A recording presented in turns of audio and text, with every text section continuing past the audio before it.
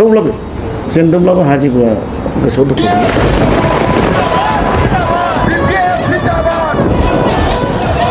जोंनि बे दानि देरहासार जानाय मानाव गेदेर सारा मोजाङै मोजाङै बिटिसिखौ सालायनो हाथों।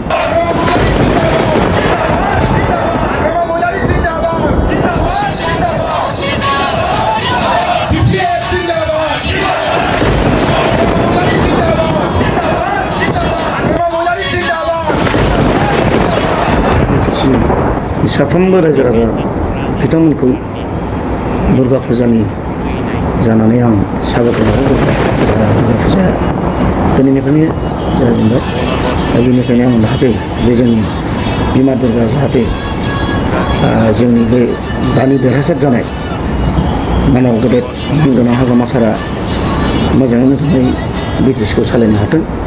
बेनि थाखाय आं गिबि बिमा दुर्गानि खाथियाव आर'ज गाबबाय।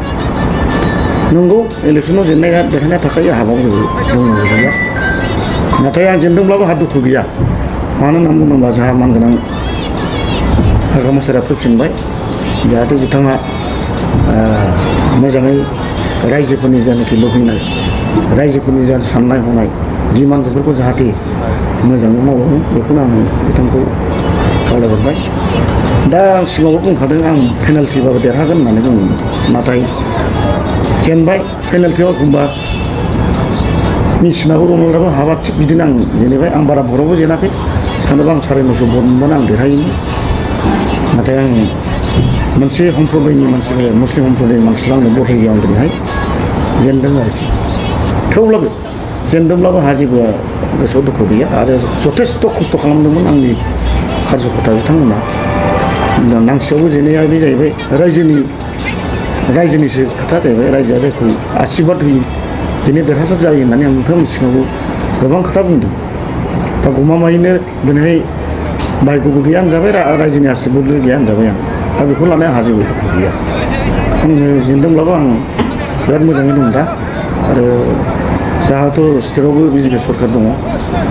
दाथ' आंहा जेबो खामानि गैथ'ला।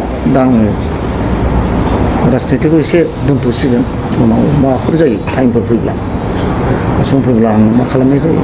जायखिजाया आङो दानि गोदान दानो फैनाय सरकार साफ्रोमबो एम जागोन एमसिएलए जादों जाहाथे मोजाङै मोजां ज'नो मावलांनानै जाहाथे बिटिसिखौ आरो गोजौसिनाव थिखांनो हायो बे खामानिखौ मावलांनो थाखाय आं हाग्रामा सारखौ खावलायहरबाय। आरो बिथाङा निस्सय मावगोन, आंहा बिसासबो दं, मावखागोन। दा सारखौ आङो बेखौनो बिमा दुर्गानि खाथियाव आर'ज गाबबाय, सारा जाहाथे एकदम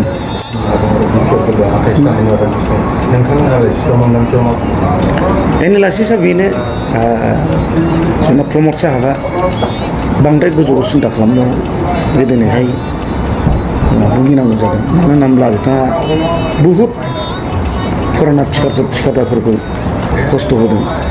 मानो होनोब्ला पाब्लिकफ्रा जेरेखम मोननांगौ बे बिजनेसाव बिथाङा बारा गोसो होयैयाव दिनैहाय बे भुगिनांदों। मानो होननानै बुङोब्ला थिखादारनि आखायाव बिराद खामानि मावग्राफोर थायो, लेबारफोर थायो, बिथांमोना लोमजा साजा बयखौबो हरसै। बे मानसिफोरखौ बिथाङा हायाब्लाबो बिलखौ जायनाखि लाइबिलिटि दंमोन बेखौ जुदि एफा होलांदोंमोनब्ला हयथ' बिदि जानाय नङामोन। आरो रायजो राजाफोरनि साननाय बादि बिथाङा खामानिखौ मावनो हायाखै। बिथाङा दा जेननांगौ बायद' जादों। बे आंनि एनालाइसिस, आंनि नुहुरनायाव आरो बेयो गोबां माने खेबसेनो गोजौ सिन्था खालामनायाव बिथाङा जादों आरोखि।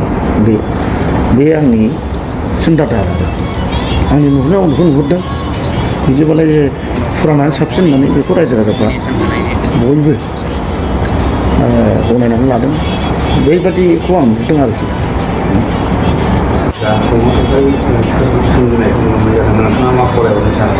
दा बेखौ आङो मानगोनां हाग्रामा सारखौ खावलायहरदों जाहाथे गामि ओनसोलाव जे पार्टि लालायनानै दावराव दावसि एबा बे सोलिबाय थानायखौ आंबो खोनादों। आंनावबो गोबां कमप्लेन फैदों। नाथाय बिदि खालामनाया थिग नङा। गावजों गाव इलेक्सनाव जेननाय देरहानाय थाखाय देरहाबानो बिदि खालामनांगौ नङा। ओंखायनो मानाव गेदेर हाग्रामा सारखौ आं खावलायहरो जाहाथे बेफोरबायदि खामानिखौ जाहाथे मावथों, गावनि वर्कार बिथांमोनखौ जाहाथे खावलायनानै दोनहरो बेखौनो आं हाग्रामा सारखौ गुरैयै आर'ज गाबहरो। मानो होनोबा हाग्रामा सारा आंनिबो लोगो आंनिबो बस जिहेथु नाथाय आङो माखासे जाहोननि थाखाय आं बे सारजों आं गावथारनांगौ बायद' जादों। दा आं जे सारजों जेबो कन्टेक्टबो गैथ'वा आरो बिनि सायाव जेबो गाज्रि मोननांगौ गैया। हयथ' निस्सय हयथ' साराबो आंनि सायाव हयथ' गाज्रि मोननाय गैया बादि आंहा बिसास दं। नाथाय थायो बिदिनो आखि आगदा थाबा माखासे वार्डखौ हयथ' गाज्रि मोननो हागौ, बे आलादा जिनिस।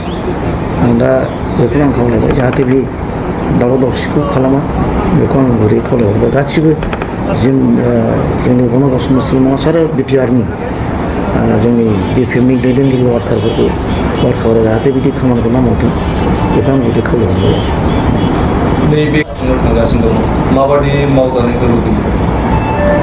आंहाथ' बिसास दं हाग्रामा साराथ' आवगायावबो मोजाङैनो मावबोखादों।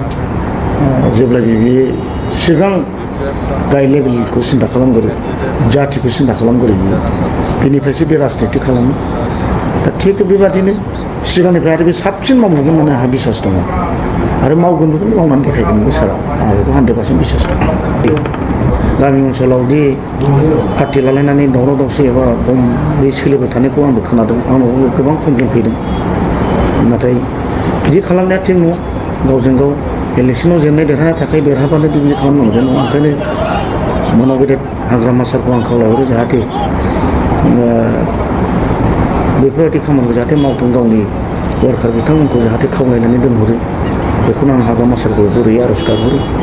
मानो होनोबा हाग्रामा सारा आंनिबो लोगो आंनिबो बस जिहेथु नाथाय आङो माखासे जाहोननि थाखाय आं बे सारजों आं गावथारनांगौ बायद' जादों। दा आं जे सारजों जेबो कन्टेक्टबो गैथ'वा आरो बिनि सायाव जेबो गाज्रि मोननांगौ गैया। हयथ' निस्सय हयथ' साराबो आंनि सायाव हयथ' गाज्रि मोननाय गैया बादि आंहा बिसास दं। नाथाय थायो बिदिनो आखि आगदा थाबा माखासे वार्डखौ हयथ' गाज्रि मोननो हागौ, बे आलादा जिनिस। आं दा बेखौनो आं खावलायबाय जाहाथे बे दावराव दावसिखौ खालामा बेखौ आं गुरै खावलायहरबाय गासिबो जोंनि गणगस मुसलमान आरो बिटिआरनि जोंनि बिपिएमनि दैदेनगिरि वार्कारफोरा जाहाथे बिदि खामानिखौ मावथों बेखौ आं गुरै खावलायहरबाय। नैबे थांगासिनो दं माबादि मावजानायखौ लुबैयो? आंहाथ' बिसास दं हाग्रामा साराथ' आवगायावबो मोजाङैनो मावबोखादों। जेब्लायबो बे सिगां गाहाय लेभेलखौ सिन्था खालामगोरो, जाथिखौ सिन्था खालामगोरो बेनिफ्रायसो बे राजनिति खालामो।